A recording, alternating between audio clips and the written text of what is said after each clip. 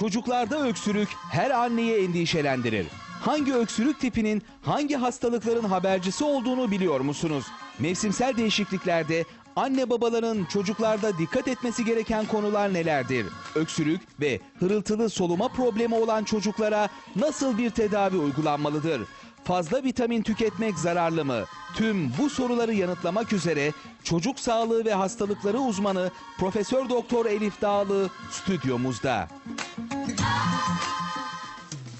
Gel gel sarışınım gel, gel sana aşığım gel, gel gel güneşim gel, gel çok karışım gel, gel gel sarışınım gel, gel sana aşığım gel, gel gel güneşim gel, gel çok karışım gel. Hoş geldiniz. Hoş bulduk. Nasılsınız? İyiyim, sağ olun. Siz de iyi görünüyorsunuz. Çok teşekkür ediyorum. Profesör Doktor Elif Dağlı bizimle birlikte özellikle bu mevsim geçiş dönemlerinde meraklı annelerin, titiz annelerin bazen vesvese yaptıkları, bazen de haklı oldukları. Bazı da yeterince vesvese yapmayıp ihmal ettikleri Doğru, demek lazım. alışkanlık haline ya öksürüyorsa öksürüyor gibi. Evet. Ama o öksürük hiç bitmeyebiliyor Elif Hanım. Ve siz bunu tabii buradaki önümdeki hep konuları bugün astımla bağdaştırmışsınız. Bir çocuğun astım olmadığını öksürüğünün uzun sürekliliğinden mi anlamalıyız? Şimdi astım deyince Türk halkı çok korkuyor. İlk önce onu düzelteyim. Doğru. Astım deyince bu koa hastalığıyla karıştırıyorlar. Yani son dönem solunum yetmezliği zannediyorlar. Ve birine astım derseniz yerlere yatıp ağlamaya başlıyor. Onun için şunu anlatmaya çalışıyoruz. Bu nefes borusunun aşırı duyarlılığı. Aslında biz doktorlar olarak kendi aramızda reaktif hava yolu hastalığı diyoruz. Yani çok duyarlı nefes borusu. Ne oluyor bu nefes borusu? Dışarıdan bir mikrop veya toz, sigara dumanı geldiği zaman nefes borusuna kendini korumak için normalde yaptığı reaksiyonu o kadar arttırıyor ki kendini kasıyor, bir sürü balgam üretmeye başlıyor. Çocuk devamlı balgamlar içerisinde fokur fokur bir sesler çıkarıyor, göğsü hırlıyor, ötüyor ve kusarak o balgamları çıkarıyor. Bazen de gece sabaha karşı 3-4 arasında öksürük krizleri arka arkaya durmaksızın makinalı tüfek gibi bir çocuk yarım saat öksürebilir mi, kesintisiz nefes bile alamıyor dedikleri bir öksürük tarzı meydana geliyor. Çünkü nefes borusu olmaması gereken yapışkan sakız gibi vıcık vıcık bir balgamla kaplı. O balgamı da çocuk kendi başına çıkartmayı bilmediği için kusuyor. Kusarak basınç yapıyor, kusuyor ve o şekilde atıyor. Kustuktan sonra rahatladı, uyudu derler anne babalar genellikle. Evet. Şimdi bu aşırı duyarlı nefes borusu hastalığının belirtileridir. Bizim halk arasında öksürük o kadar kanıksanmış bir bulgudur ki öksürük oldu diye bir laf vardı eskiden. Yani öksürüğü bir hastalık zannederdik. Öksürük oldu geçer. Şimdi öksürük aslında bir hastalık değildir. Öksürük bir savunma mekanizmasıdır. Yani kaşıntı, ateş gibi bir bulgudur. Bu nefes borusunun kendisini korumak için yaratmış olduğu bir refleks mekanizmadır. Sinyal, beyaz bayrak sallıyor. İmdat, bir şey var burada demek o. Yani nefes borumda ya hastalık, enfeksiyon var, ya yabancı bir madde kaçtı, ya doğuştan bir hastalığım var benim veya da alerjim var demek istiyor nefes borusu. Onu duymayıp kulaklarımızı sağır eder, senelerce çocuğun öksürüğüne izin verirsek geriye dönülmez yerleşmiş bazı harabiyetler meydana gelebiliyor. Peki şimdi bu verdiğiniz bilgiyle, bu bilinçle bakarsak eğer o çocuğun öksürüğünü kulak burun boğazcıya mı götürmeliyiz? Ağzı hani boğazı mı incelenmeli? Ne yapmalıyız? Şimdi kulak burun boğazcıya götürürseniz zavallı kulak burun boğazcı boğazına bakıyor. Bademciği var diyor. Geniz eti büyük diyor. Onları düzeltelim diyor. Ay ne kadar tanıdık laflar bunlar. Ya biliyorum. Kulağında sıvı birikmiş diyor. Ben size tüple takayım yeni diyor. söyledi. Bütün bunları yapabiliyor. Ondan sonra haklı adam oraya bakıyor çünkü ve orada da onlar var. Ama bu sistemin bir parçası, bütün sistemin parçası. Onları tamir ediyor. Ondan sonra çocuk öksürmeye devam ediyor. Öksürmeye devam edince o zaman bunlar düzeldi ama bak çocukta başka bir hastalık başladı zannediliyor. Halbuki aynı hastalık. Bir orkestra çalıyor. Burada kemanlar var, burada davullar var, burada işte başka bir müzik aleti var. Siz orkestrayı susturmayıp sadece kemanları susturuyorsunuz, davulu susturuyorsunuz kulaklarını, burnunu, boğazını temizlerken. Orkestra da bakıyor oradan. Bizi susturacaklar mı diye. Dolayısıyla bizim yapmaya çalıştığımız geriden bütün sisteme bakmak, bu bir sistemin parçasıdır. Bütün hepsini birlikte tedavi edelim dediğimiz zaman olayı susturabiliyoruz. Nasıl olacak? Şimdi solunum sistemine tamamen bakmak lazım. Biz çocuk göğüs hastalıkları uzmanlığı. Şimdi onu soracaktım. Çocuk göğüs hastalıkları uzmanıyım ben. Ve bu uzmanlığın Türkiye'de çıkması için 24 yıl mücadele verdikten sonra Ay şimdi çıktı. kalkıp sarılacağım size. Türkiye'de kabul edilmemişti. Amerika'da vardı, orada vardı, burada vardı. Yıllarca mücadele verdik ama sağ olsun Sağlık Bakanlığı geçen sene bunu kabul etti. Ve 22 uzman var şu anda Türkiye'de bu konuyla ilgili. Birisi de sizsiniz. Yani ben çok artık hocalarıyım diyeyim. Ne çok güzel, ne kişiye sağ olsun yetiştirdik, beni geçtiler. Boynuz kulağa geçer misali. Bütün öğrencilerimiz çok başarılı hocalar şimdi. Biraz önce Elif Hanım saydıklarınız programımızda işlediğimiz uzmanlarımız, doktorlarımız, profesörlerimiz geldiği zaman benim de çok yaşadığım kulağındaki su, öksürüğün bitmeyişi, Evet. buhar vesaire dediğiniz gibi o orkestrayı çok güzel anlattınız. Buradaki sorun bitiyor, buradaki bitmiyor, buradan bir şey çıkıyor. Doğru adres her zaman çok önemli. Evet. Göğüs hastalıkları Evet, dediniz değil evet, mi? evet. Seyircimizi de bilinçlendirelim diye tekrar etmek istiyorum. Nefes borularına bakan bir çocuk uzmanı olması lazım. Solunum Çocuk sisteminden. doktorunu onaylıyorum ama bununla ilgili değil diyor. Kulak, burun, boğazcıyı elbette ki onaylıyorum ama bahsettiğiniz şeyle ilgili değil. Kulak, yani şöyle düşünün, bir orkestra ile mücadele ediyorsanız belki bir ekip de lazım. Yani kulak burun boğazcı da lazım, alerji uzmanı da lazım, solunum uzmanı da lazım ama çocuk doktorunuz da günlük takip için lazım. Dolayısıyla sadece bir doktordan çözüm almak bazen burada netice meydana getirmiyor. Ama anne kadınlarımızın, ailelerimizin bu kadar çok doktora gidecek vakit ve bütçeleri de yok. O Evet, yüzden hedefi ortadan vurun. Hedefi ortadan vurmak için tek doğru adresi söylemek istiyorum. Diğerlerine yanlış demeden, çocuğu da hırpalamadan doktora gitmek de bir psikoloji. O çocuğun kulağına, ağzına, burnuna bakılması da bir ruh hali. Öncesi, sonrası gitmek, gelmek önemli. Biz bir kere Nişantaşı'na gittik ama nereye gideceklerini biliyorlar artık. Peki Rabia'm hoş geldiniz. Hoş bulduk Gülben Hanım. Evet, dertli bir ses tonu bu. Belli gece uyumamış. Ne oldu Rabia Hanım? Ya çocuğum çok öksürüyor. 2,5 aydır devamlı doktora götürüyorum ama herhangi bir şekilde geçiremiyorum. İlaçlar veriyor, iğneler veriyor ama tekrarlıyor. Bu yüzden bir danışmak istiyorum. Dediğiniz gibi hırıltılı öksürük, sorunumu, uykusuz, çok hele ki geceleri çok öksürüyor. Kusuyor mu gece? Evet. Öksürmekten çok zorlanıyor. O balgamı Ve çıkartamadığı için olduğunu Evet. anlattı Profesör Doktor Elif Hanım. Dinlediniz mi dikkatle bize ne Evet, önerdiğini? dinliyorum, evet. Sizi çok dinliyorum Gülben Hanım. Sizi çok seviyorum. Çok teşekkür ederim. Ben de sizinle beraber öğreniyorum, biliyorsunuz bunu. Beraber öğrenciyiz. Uzmanlarımızdan işin doğru adreslerinden faydalanıyoruz. Soru sormak ister misiniz Rabia Hanım? Rabia Hanım'a birkaç soru sormak istiyorum Şu ben. kamera sizin. Koştuğu zaman öksürük tutuyor mu? Güldüğü zaman, ağladığı zaman öksürüyor mu? Göğsünden bazen ıslık sesleri de duyuyor musunuz? İnce cızıltılar. Hani kedi mırıltısı gibi elinizi göğsüne koyduğunuz zaman bir titreşim altta hissediyor musunuz? Size sesin taklidini de yapayım.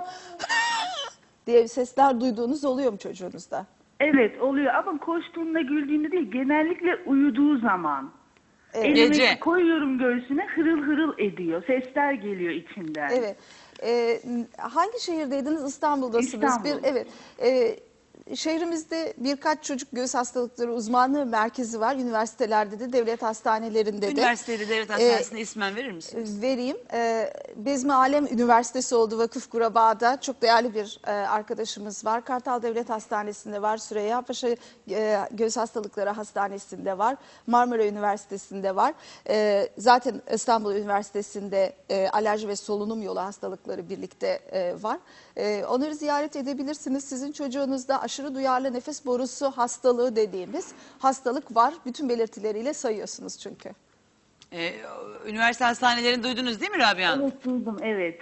O zaman hemen Zaten bugün... kendim de rahatsız olduğum için İstanbul Üniversitesi'nde tedavi görüyorum. O zaman oraya Çok oraya önemli gideceğim. bir şeye temas etti Rabia Hanım. Sizde de mi aynı hastalık var? Hayır yok, ben kan hastasıyım. Kan hastalığı. Ama bu hemen kapıyı şunu açıyor. Genetik bir hastalıktan bahsediyoruz.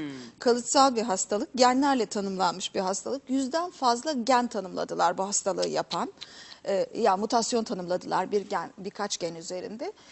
Dolayısıyla anne babada varsa şöyle söyleyeyim, bütün toplumda bunun görülme ihtimali %6 ile 10 arasında değişiyor. Eğer anne veya babada birinde varsa %30, anne ve babada birlikte varsa %70 oranında çocukta çıkıyor. Genellikle aileler bize çocuklarını getirdikleri zaman ailede kimse de yok. Yok böyle bir hastalık bizde. Yani yani buna tanı koyma doktor, ne olur iyi bir şey söyle Ha, demek gibilerinden, istiyor anladım. aslında. Sonra geliyorlar bir dahaki kontrolü, diyor ki ya benim dayım astımmış. Bak. Benim kardeşimin çocuğuna da bu hastalığı koymuşlar, teşhisini. Sonra bakıyorsunuz baba ben öksürüyordum, doktora gittim, benim astımım varmış diye Çıkıyor geliyor. bir şekilde. Evet. Yani genlerle tanımlanmış kalıtımsal bir hastalık olduğunu da söylemek lazım bunun. Peki Rabia'm geçmişler olsun, Amasya'ya geçiyoruz. Yeşim Hanım arıyor bizi. Profesör Doktor Elif Dağlı konuğumuz, buyurun. Yeşim Hanım. Merhaba, iyi yayınlar. Teşekkür ederiz. Benim 3,5 yaşında bir kızım var. Şu an kreşe gidiyor. Şimdi ben onu ilk önce çocuk doktoruna götürdüm. Devamlı bir öksürüğü var ama öksürük bazında değil de sanki bir gıcık var gibi.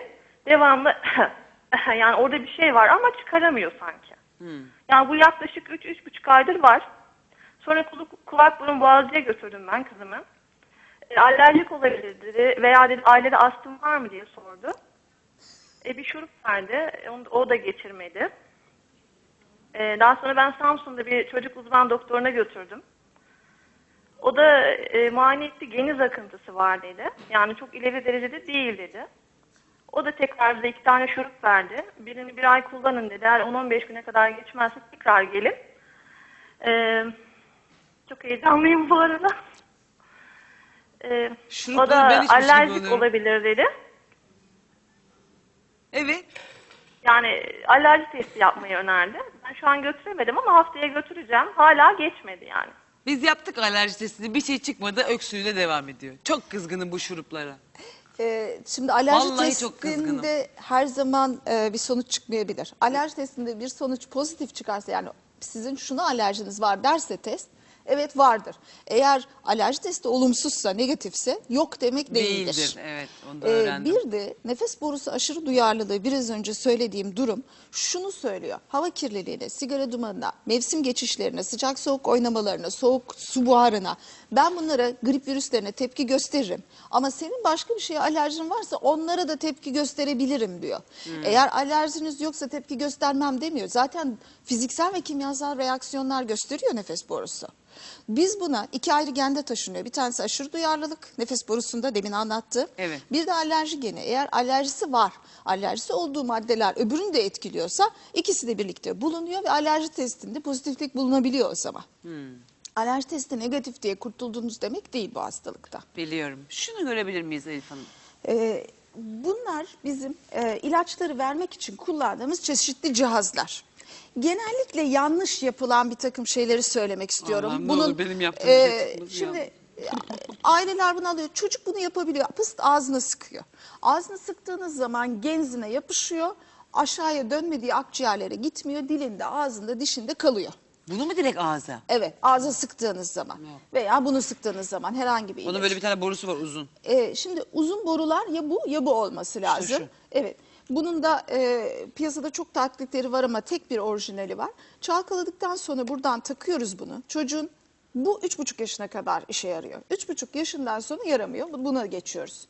Eğer bunda uzun süre kalırsanız, hacmi küçük olduğu için, çocukların akciğerleri de büyümeye başladığı için, yeterince ilacı göndermediği için akciğere işe yaramıyor ilaç. Çok harika bir ilacınız da olsa. Bunu çocuğun nefes alıp vermesiyle birlikte sıkarak nefes borusundan içeriye gönderiyoruz. Bunun içindeki havayla yer değiştiği için ilaç akciğere yavaş yavaş dönerek akciğerin bütün içine yayılıyor. Nefes borularının bütün içine Elif yayılıyor. Hanım bunu pıs pıs yapıyoruz 2 kere. Burundan mı alıyor, ağızdan mı? Şimdi bakın 4 kere boşa nefes alıyoruz. Bunun içindeki hava dönmeye başlıyor. Ondan sonra sıkıyoruz. Ondan sonra tekrar 4 nefes alıyor. Hava döndüğü için akciğerin içindekiyle nefes borusunda yer değiştiriyor. Bütün akciğerin içine dağılıyor. Başından fıs fıs Durmuyor sıkar. orada, o durmuyor. Ben durdururum. Ya. Şimdi daha büyük çocuklarda da bu cihazın içerisinden kullanıyoruz. Bunu İki görmedi, tür, herhalde bunu da öğreneceğiz. 2 tür ilacımız var. Bir tanesi tedavi edici, bir tanesi rahatlatıcı. Farz edin kulak enfeksiyonu var, antibiyotik veriyorsunuz, ateş düşürücü veriyorsunuz. Ateş düşürücü ağrıyı kesiyor, ateşi düşürüyor ama mikrobu öldürmüyor. Mikrobu antibiyotik öldürüyor. Aynı mantıkla 2 ilacımız var. Bir tanesi tedaviyi sağlıyor, bir tanesi anlık rahatlatıyor. Anlık Bu mavi olan rahatlatıcıyı anlık rahatlatıyor mu? 4 saat etkisi var. Uzun süre hiç etkisi yok. Tedavi edici de değil. Dolayısıyla bir tedavi edici ilaca bu tip çocukların sürekli olarak hastalık kayboluncaya kadar kullanmaları gerekiyor. Genellikle yanlış bir kanaat ailelerde bekliyorlar. Hırlamaya başlıyor, öksürük oluyor çocuk. Ondan sonra ilaçlara başlıyorlar. Düzeldi diyorlar, kesiyorlar. Yani bu bir kulak enfeksiyonu, nezle gibi bir haftada geçiyor, düzeliyor. Siz ondan sonra tekrar hastalanıyorsunuz değil. Nefes borusu genetik olarak şifrelenmiş. Bu yanlış davranışı sürekli her gün, her saat, her dakika gösteriyor. Biz bunu aynen radyonun sesini kısar gibi duymadığımız zamanlar çalmıyor zannediyoruz. Ara sıra ses yükseldiği zaman müzik başladı zannediyoruz. Dolayısıyla bunun gibi nefes borusunu biz sürekli her gün talim edersek, terbiye edersek çocuk oldukları için farklı bir nefes borusu davranışı göstermeye başlayabiliyorlar. Erişkinde siz de ben de bu hastalık teşhis edersek ömür boyu kullanması gerekiyor ama çocuklarda biraz daha farklı. %13'ü sadece devam ediyor uzun yaşlar erişkin devresine kadar. Bizim doktorlar olarak hedeflediğimiz birkaç şey var. 18 yaşını buluncaya kadar yani erişkin oluncaya kadar normal akciğer hacmine ulaştıralım. Akciğerde hiçbir hasar bırakmayalım. Çünkü geçirdiği her hastalık neticede bir zedelenme. Evet, Mikrop oluyor, evet. orada bir tahribat Doğru, oluyor, onun tamiratı oluyor, izler kalıyor. İlaçlar da aynı şekilde. Çok uzun süre bunları kullanmasının, böyle hastalıklar olmasının getirdiği bir zarar var. Dolayısıyla biz ataklar gelmesin, balgam birikmesin, ciğerde bir enfeksiyon üstüne binmesin diye tedavi etmek istiyoruz. İkincisi akciğer normal kapasiteye ulaşsın.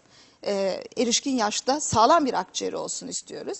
Üçüncüsü de yaşam kalitesi iyi olsun, Tabii, sosyal olaylara tabii, karışabilsin, tabii. özgüvenini yitirmesin. Koşabilsin, terleyebilsin, düşe kalka büyüsün. Yani bizim çok ailede gördüğümüz şu oluyor. Doktor hanım bu çocuk hep hastalanıyor. Ben bıktım, terliyor, koşma, oynama, okulda bilmem ne yapma. Bir de bunu çocuğun yanında söylerler. Evet. Ay nasıl kızıyorum Çocuk ben. şöyle benim yanımda tabii, ağlamaklı, defolu bir çocuk, kabahat Yani işlemiş. ne söylüyor çünkü Tabii, onu onun tabii, yanında. tabii. Ay ne kadar kızıyorum ona. Ve- Sanki o çocuk duymuyor mu? Anlamıyor mu? Hepsini duyuyor. Mümkün mü? Ve Mümkün mü? depresyon skalaları %30'unda bu çocukların yüksek çıkıyor. Yani çocuk aslında depresif. Kendisi devamlı kendi kabahati zannediyor çocuk. Çocuklar psikolojik olarak ben merkezcidir. Çok iyi bir şey olursa benim için oldu. Kötü bir şey olursa ben kötü çocuk oldum be onun için oldu. Mantıkları böyle çalışır çocukların. Hastalandığı zaman cezalandırıldığını düşünüyor çocuk.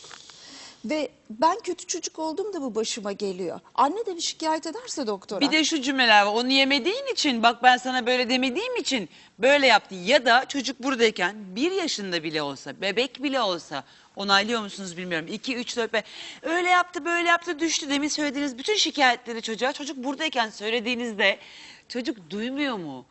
Mümkün mü duymaması canım? Onların hepsini duyuyor ve içine işliyor. Biz Marmara Üniversitesi'nde anne ve çocuktaki depresyona baktık. Anneler ve çocukların 1/3'inde bu hastalığı taşıyanlarda depresyon var. Onun için ben şunu çok önemsiyorum. Tamam akciğerde ufak tefek hasar bile kalsa ruhunda hasar kalmasın. Çünkü o çocuk şu anda kişiliği oluşuyor. Özgüvenini yitirmiş bir çocuk olarak siz onu büyütürseniz yarın öbür gün iş hayatına atılacak, aile yaşantısına girecek, mutsuz olacak bir çocuk. Veya aşırı koruyucu kollayıcı anne tipleri var bu hastalığı olduğu için. Dur sen öbür arkadaşlarına karışma. Beden Evet. dersinden rapor Evet. al. Sırtına tülbentini koydun mu bakayım. Bu ruh halinde çocuk devamlı şöyle duran çocuklar var. Şimdi bunlar... Ondan sonra acaba niye bu çocuğun özgüveni yok? Nasıl olsun özgüveni? Bir telefonumuz var çok Tabii. beklettim. Yurda Hanım İstanbul'dan arıyor bizi. Buyurun Yeşim Hanım'a Amasya'ya sevgiler yolladık. Buyurun Yurda Hanım. Yurda Hanım. Peki kaldığımız yerden Yurda devam Hanım'ı edelim. küstürdük galiba. Olsun Arar çok konuştum. beklettim ama. Siz beni kesin ben çok bazen kapılıp Estağfurullah gidiyorum. çok güzel dikkatle dinliyoruz Elif Hanım sizi. Öksürüğün psikolojik sebepleri de var mıdır? Öksürük çok sebepli olabilir. Dediniz Öksürük- ya bir bana baktır bir sinyaldir aslında Evet, öksürük. evet, Kaşıntı evet. gibi dediniz. Ama burada psikolojiye girmeden bir şey söyleyebilir miyim? Tabii. Ben çünkü kistik fibrozisli hastalarımız da bizi izliyor. Elbette. Onlar Facebook'ta bir grup kurmuşlar. Tamam. Ve biz telefonla bağlanacağız, sesimizi duyuralım diye çırpındılar hafta Tamam, sonu acaba boyunca. onlar mıydı? Yurda Hanım hoş geldiniz. İyi günler. İyi günler. Teşekkür ediyorum. Her şeyden önce Elif hocama sormak istiyorum. Benim oğlum da 6 yaşında, işte ilkokul 1'e gidiyor. Sürekli olarak bu bir 2 ay diyebilirim, yakın bir zaman değil ama sürekli öksürüyor. Bıldırcın yumurtası sabah akşamleyin bir bardak süte bıldırcın yumurtası koyuyorum, balla beraber veriyorum. Bir de sabahleyin bir bardak süt veriyorum. Hani öksüren çocuk da hani zararlı mıdır bıldırcın yumurtası veya Hazır ne kadar süt mü? vermem ki? Kapalı sütlerden Evet, mi veriyorsun? kapalı süt. Bakalım ne diyecek. Şimdi bıldırcın yumurtasının şansı açıldı bugün herhalde. Sabah Evet, da konuştunuz. evet. Bıldırcın yumurtası bizim hastalarımıza çok önerilir. Konu komşu birbirine çok söyler. Öyle mi? Evet, ilaçları kullanma, bıldırcın yumurtası kullan Ay ben diye. nasıl kaçırdım bu bıldırcın yumurtasını? Bıldırcın yumurtasını çiğden verirseniz, herhangi bir yumurtayı çiğden verirseniz sakıncaları var. Bence de. Şöyle bir sakıncası var. Yumurtanın içerisinde salmonella dediğimiz tifo mikrobunun üreme ihtimali çok yüksektir. Ve bunu çiğden kullandığınız takdirde taşınabilir. Bir hastam benim bıldırcın yumurtasından zehirlendi. Dolayısıyla çok temkinli olunması lazım. Mutlaka pişirilerek ve kaynatılarak çocuklara yumurtanın verilmesi gerekiyor. Çiğden yumurtaya verilmesi. hayır. Bıldırcın yumurtasının Ben doğru bir şey kaçırmışım demek ki. mucizevi bir sonucunu bugüne kadar görmedik. Kitaplarda yazmaz ama halk arasında bir yayılmış gidiyor. Onun nedenini bilmiyoruz. Süt konusuna gelince, süte alerjisi yoksa kullanılmasının bir sakıncası yok. Ama çocuklarda 500 mililitreyi, yani yarım kiloyu geçmemek kaydıyla diyoruz. Çok kullanıldığı takdirde demir emiliminde bozukluk meydana getiriyor ve kansızlık oluyor. Ve çocuklar çok süt içtikleri zaman karınları doyduğu için iştahsızlık ortaya çıkıyor ve yemek yememeye başlıyorlar. Onun için sütü yeterince miktarda diyoruz. Peki Yurda Hanım'a sevgiler yolluyoruz. Aydın'a geçiyoruz. Gülden Hanım hoş geldiniz. Hoş bulduk. Buyurun efendim. Benim doktoruma bir sorum olacaktı da. Benim Buyurun. kızım Ekim ayından beri öksürüyor. Bu öksürük işte biraz duruyor, sonra tekrar başlıyor. Ben kızımı her doktora götürdüğümde işte faranjit diyorlar, ilaç veriyorlardı. Bizim 2-3 ay önce dedemizde verem olduğu ortaya çıktı. Ondan sonra işte biz ilk önce akıl edemedik verem savaşa gitmeyi. Benim eşimde de ilaç kullanmaya başlamışlardı. Tanı konulmadan önce dedenin yanında kalmıştı benim eşim. Ona ilaç kullanılmaya başladı. Sonra biz de gittik verem savaşa. Daha doğrusu doktor hanım yönlendirdi. Doktora götürmüştüm kızımı. Öksürüyor diye. Ondan sonra siz dedi ki verem savaşa bir gidin. Ona size ölçüm yapsınlar dedi. Biz de gittik. Ben de 23, kızım da 8 çıktı. Oradaki doktor bize ilaç başladı. Ondan sonra ciğer filmi çektirdik biz kızıma. Sağ akciğer zarında iritasyon çıktı. Ben bunu çocuk doktoruna da götürdüm. Ondan sonra soğuk algınlığından olabilir. Buna tüberküloz diyemeyiz dedi doktor hanım. Öbür doktor da hani o öyle diyorsa öyledir dedi. Benim şu an aklımda şüphe kaldı. Öksürük de geçmiyor. Tekrar doktora götürdüm ben kızımı. Nazofarenjit dediler tekrardan. Öksürüğü için de antibiyotik yazdı doktor. Öksürük şurubunu da kullanıyorum. İşte bir haftadır falan devamlı öksürüyor. Geceleri de böyle huzursuz bir uyku içinde. Bu kadar anlattığınız yani oraya git oradan gel o teşhis Evet. bu derece bakalım Elif Hanım ne diyecek? Bizim çok sık gördüğümüz hasta türlerinden. Alışık bir şekilde dinlediniz zaten. Örneği var. Birkaç şey olabilir. İkisi birlikte olabilir. İlk önce ben size çok hızlı olarak şunu söyleyeyim. Manisa'ya yakınsınız. Orada Celal Bayar Üniversitesi'nde çocuk solunum merkezi var. Lütfen gidiniz ve baştan aşağı bir kontrolden geçiniz. Harika. Benim tahminim şu, PPD'si yani 8 milimetre ölçülmüş testiniz aktif bir hastalık olmayabileceğini telkin ediyor gerçekten. Ama bir verem hastasıyla temaslı olduğu için 6 ay boyunca mutlaka koruyucu ilaç alması lazım. Birlikte bir astım veya nefes borusu aşırı duyarlılığı olabilir. Yani çocuğunuz gerçekten verem olmayabilir ama vereme karşı koruyucu tedavi alıp alttaki yatan hastalığın da araştırılması gerekir. Çok hızlı olarak ben sizi Manisa'ya göndermek istiyorum. Manisa'da neresi dediniz? Celal Bayar Üniversitesi Çocuk Solunum Birimine gitsinler. Peki sevgiler yolluyoruz size Gülden Hanım. Adana'ya geçiyoruz. Seda Hanım hoş geldiniz. Hoş bulduk, merhabalar, iyi günler Gülden Hanım. İyi günler diliyorum. Benim sorum olacaktı hocama. Benim bebeğim şu an 13,5 aylık ve triküspit atrizisi yani kalp rahatsızlığı var. Ve 3 aylıkken bir kalp ameliyatı oldu. Daha sonra kendisini sürekli gripten korumamız gerektiğini, diğerlerinin enfeksiyon kapmaması gerektiğini söylediler ve bize bir bronşiolit aşısı verdiler. 5 doz yapılacak dediler 2 yaşına kadar.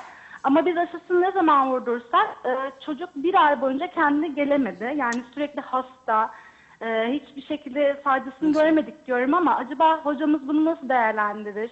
Yani Bebeğiniz neler erken yapmalı? doğdu mu? Seda Hanım erken mi doğdu? Efendim? Bebeğiniz erken mi doğdu? Hayır, 39 haftalık doğdu ama kendisindeki problem ben gebeyken teşhis edilemedi maalesef.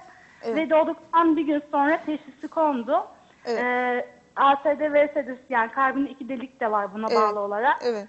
Bronşiolit aşısını ben çok merak ediyorum. Çünkü çocuğumuz 5 ay boyunca sürekli hırıltılı uyurken... Seda Hanım, bronşiyolit aşısı değil aslında o kullandığınız. Respiratuar sinsidyal virüs dediğimiz RSV olarak kısaltıyoruz biz. Ona karşı bir immünoglobulin, yani bu erken doğan bebeklerde, kalp hastalığı olan bebeklerde RSV virüsüyle karşılaştığı zaman kuvvetli olabilsin diye riskli bebeklere uygulanan bir tedavi rejimine dahil edilmişsiniz. Ancak yarar görmüyorsanız, bebek daha kötü oluyorsa onunla doktorunuza söyleyin, durdurulabilir tedavisi. Adana'da tavsiye edeceğiniz bir üniversite hastanesi var mı? Adana'da, Balcalı'da, Çukurova Üniversitesi'ne gidebilirler. Peki bunları özellikle soruyorum doktorumuza, o civarda yaşayanlar hep doğru adreslere gitsinler. Hep üniversite hastanelerine onaylıyorlar. Görüyorsunuz kıymetli doktorlarımız var hep böyle üniversite hastanelerine söyleyenler. Enfeksiyon bölümü yardımcı olacaktır. Balcalı'da enfeksiyon bölümünde gayet Bağcılı'da değerli hocalarımız enfeksiyon var. bölümü. Evet. Peki başka sorunuz var mı Seda Hanım? Bir sorun daha olacak yine bununla bağlantılı olarak. Biz sürekli aslında ben şu an Adana'da annemlerin yanındayım da Antakya'da yaşıyoruz. Oradaki sıkıntımız şu, biz çocuğu öksürdüğü için sürekli balgamlı hani kustuğu için doktora götürdüğümüzde bize işte alerjiye bağlı olarak deyip ya alerji ilacı veriyor ya da buhar makinesi ve bunun yanında 1-2 ilaç veriyor sürekli. Ama çocukta bir astım ya da buna benzer bir şey yok. Sadece öksürük oluyordu geceleri çoğalan. Ama biz buhar makinesini falan kullanmak istemedik. Onun da yan etkileri fazlaymış. Tekrar başımıza geldiğinde ne yapabiliriz? Bir çocuk hastalıkları uzmanı alerji ilacı yazabiliyor mu alerji testi yapmadan? Ama bakın doğru adresi verdi size, enfeksiyon dedi, üniversite dedi. Balcalı Üniversitesi'nde çocuk solunum bölümü de var. Hepsine gidebilirsiniz ama benim önerim şu olacak. Doktorun verdiği muhtemelen doğru. Çünkü kalp hastalığı, çocuğunuzda bahsettiğiniz kalp hastalığı akciğere fazla kan pompalayan bir hastalık türü. Akciğer içinde yüklenmiş kan basıncı nedeniyle nefes borusu alerjik çocuklardaki gibi hassasiyet kazanabiliyor. Onun için aynı onlar gibi tedavi olması gerekebilir. O buhar tedavisine başlayın. Annenizin yanından Adana'ya döndüğünüz zaman da lütfen Balcalı Üniversitesi'nde Çukurova Tıp Fakültesi'ndeki çocuk bölümüne gidin. Birkaç bölüm sizi birlikte görmesi gerekiyor. Seda Hanım, Efendim? gidecek Buyurun. misiniz? Gideceğiz. Zaten sürekli gidiyoruz biz. 2 ayda bir Ama böyle bu kontrollerimiz sürekli var. gitmeye böyle bir manikür pedikür haline getirmeyelim. Ben de yapıyorum. Hayır. Ha, aynı hataları yapıyoruz. Bütün kontrollerimiz var zaten de kendisiyle ilgili. Biz Nazan hocamız, belki hocamız demiyorum, Nazan Özbarlas Hanım.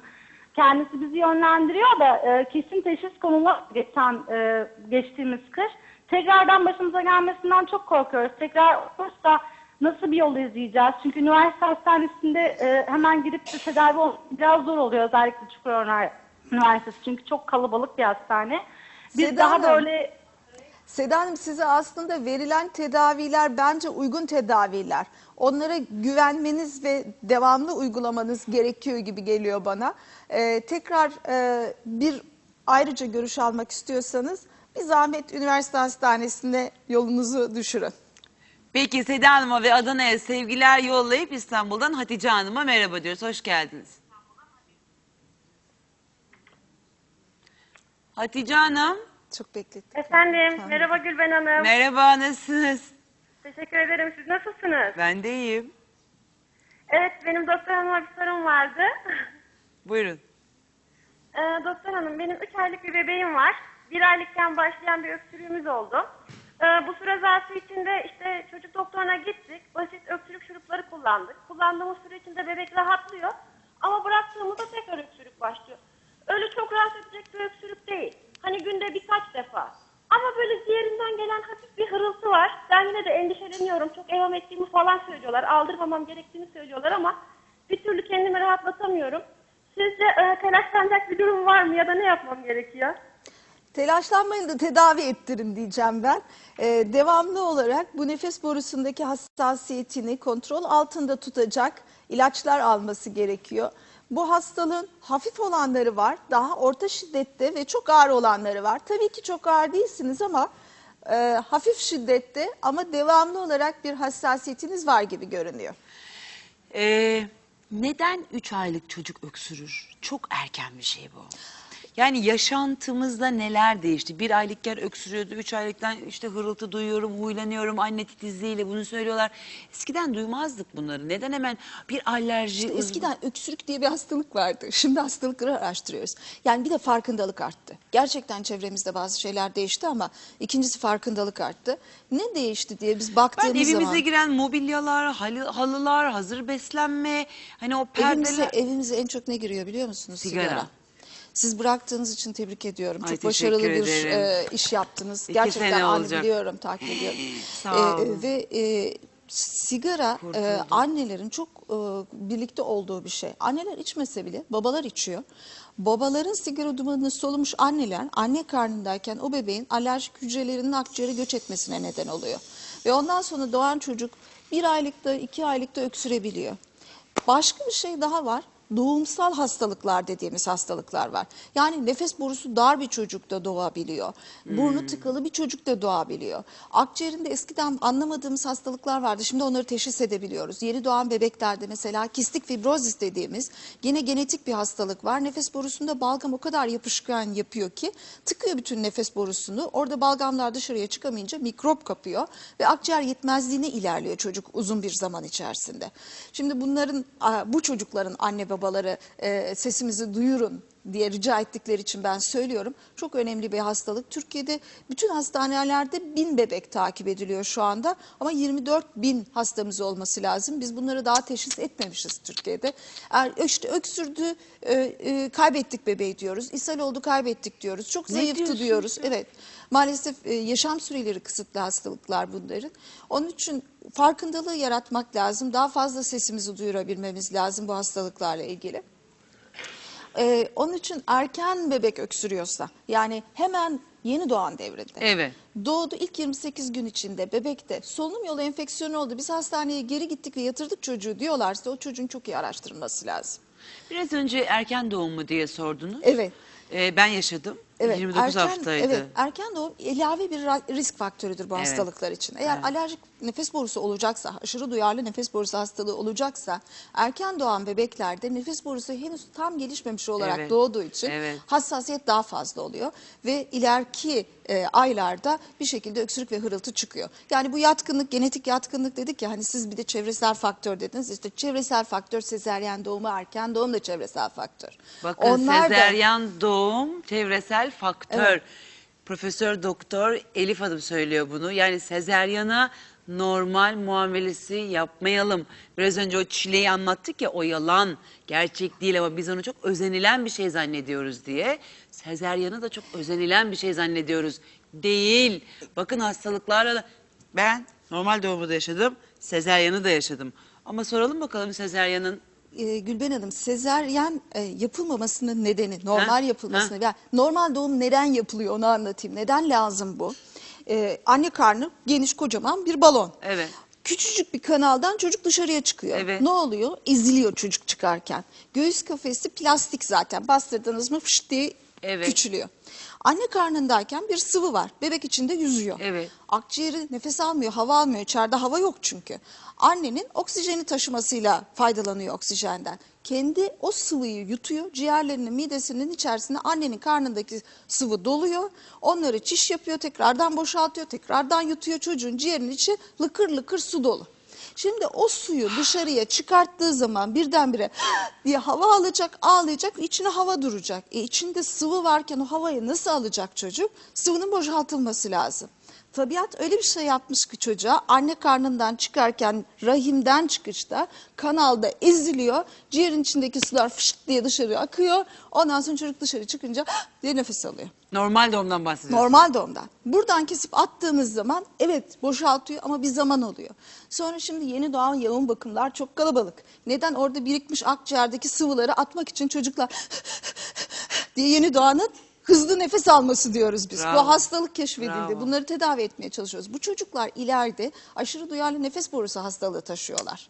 Daha sonraki risk faktörlerinden bir tanesi olduğunu biliyoruz biz bunun. İşte çevresel faktörler ille hani mobili cila değil. Yaşantımızda bizim normal zannettiğimiz şeyler aslında tabiata aykırı işler yaptığımız için. Tabii sezaryen çok güzel. Ben doğumumu ayın 11'inde saat 16'da yapacağım diye Allah. geliyorlar ya. Evet. Ben O de ne? 2 çocuk doğurdum. Hiç ne zaman doğuracağımı bilmedim Ben de. açıkçası. Dolayısıyla- Arabada böyle suyum gele gele elimin elinde bir tane havlu doğuma gidiyor.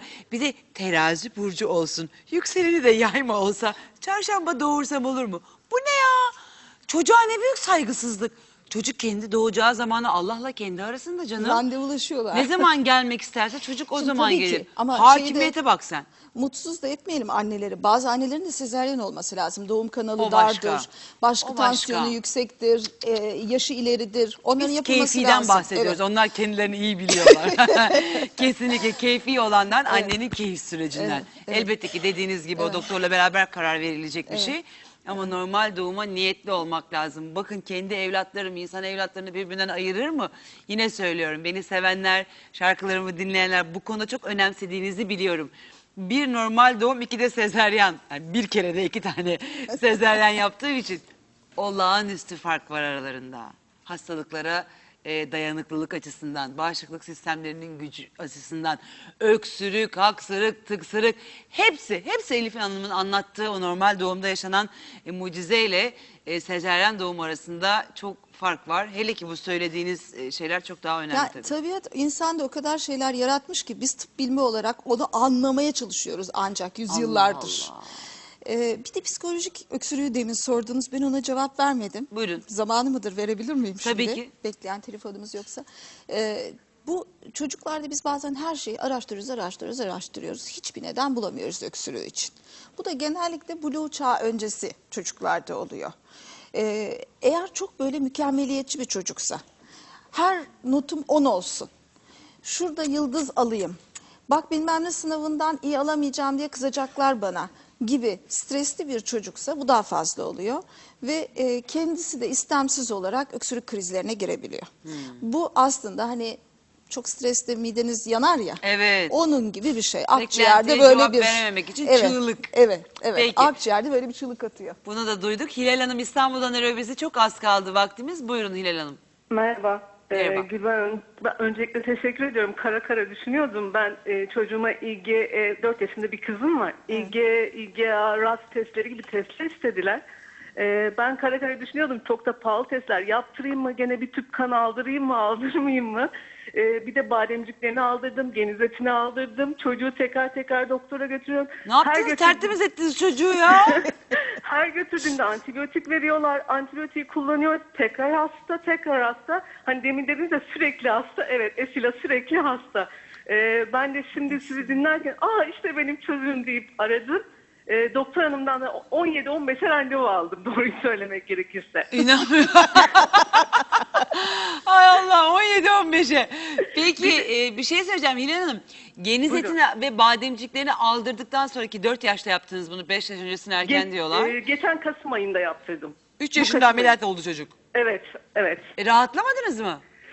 Gece uykusuzluğumuz vardı. Gece uykusuzluğumuz düzeldi ama grip, enfeksiyon, sürekli hastalık hala devam ediyor. Şu anda kreşe gidiyor ama orada da sürekli hasta arıyorlar, gidiyorum alıyorum falan gibi bir durum söz konusu. Allah Allah.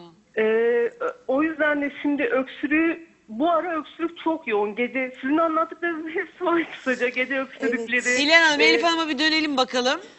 İkisini de beraber aldırması 3 yaşında yanlış mıydı acaba? Çünkü o bademciğin bir koruyucu özelliği de var değil mi? Vallahi bravo siz her şeyi biliyorsunuz.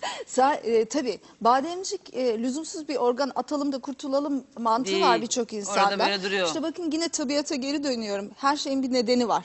Bademcik sınır karakolları bir de aileler şey derler. Şurada beze çıktı. Bu beze nedir? Bu beze nedir? Çıksın bu beze ne zaman geçecek?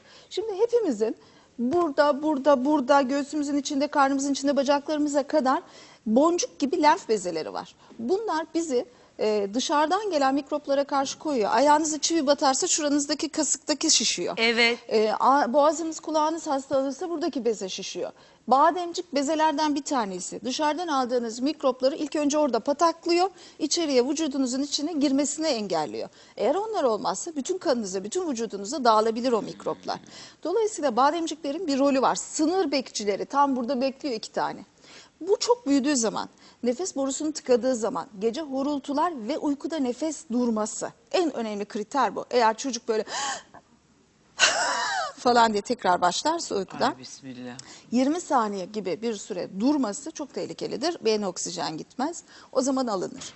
Ama aksi takdirde biz bademcik ve geniz eti alınmasını hiç istemeyiz. Nedeni çocuk, o bademcik bu kadar. Çocuğun da boğazı bu kadar küçükken sonra çocuk büyümeye başlıyor. O orada fındık gibi kalıyor. Tabii. Onun için bekleyin büyüsün. Orantı normale döndüğü zaman almanıza gerek kalmaz. O 1-2 senedir riskli dönem, o orantının bozuk olduğu zaman. Büyüdüğü zaman gerek kalmaz. Eğer demin söylediğim gibi çok enfeksiyon yapıyor, yolu tamamen tıkıyor, gece nefes alamaz hale geliyorsa alınır. Yoksa bence biraz fazla alınıyor Türkiye'de. Çok teşekkür Rica ediyoruz. ederim. Harikaydınız. Bayılıyoruz size. Biz de size. Peki reklamlara geçiyoruz. Teşekkür ediyoruz.